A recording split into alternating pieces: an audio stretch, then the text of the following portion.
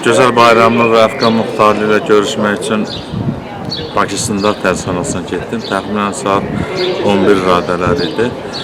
Əvvəl hər şey qaydasındaydı və sənədlərimin üzərinə yazdılar ki, mən gedim Gözəl Bayramlı ilə görüşüm. Sənədləri yazan xahiş elədi ki, rəis mənlə görüşmək istəyir, görüşməzdən əvvəl rəislə görüşüm. Ancaq rəisin yanında adam olduğuna görə görüşə bilmədim və getdim istintaq otağına Gözəl Bayramlı və Əfqan Muxtarlığını çağırtırdım ki, istintaqçılar, Ədliyyə Nazirinin işçiləri, təzyiqxananın işçiləri onlar gətirsinlər görüşə. Təxminən bir 40 dəqiqə, 50 dəqiqə gözləyəndən sonra yenidən dedilər ki, bəs rəis görüşmək istəyir. Mən qalxdım ikinci mərtəbəyə və rəis dedi ki, rəis müavini görüşüb. Rəis müavini bildirdi ki, yuxarıdan icazə vermirlər ki, onlar müstəntiqlə əlaqə saxlayıb, yalnız müstəntiqlə razı olduqdan sonra görüşə icazə verə bilərlər.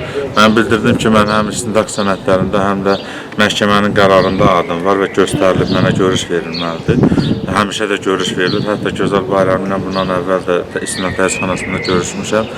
O bildirdi ki, yəni bu onlarlıq deyil, görüşə icazə vermirlər.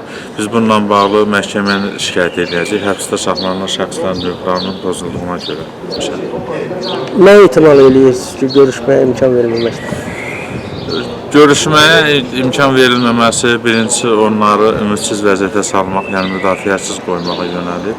Həm də ehtimallar artıq ki, onlara qarşı qanunsuz hərəkətlər edilibdir və bu qanunsuz hərəkətlərin ictimailəşməsinin qarşısını almaq üçün vəkilə görüş verilirlər.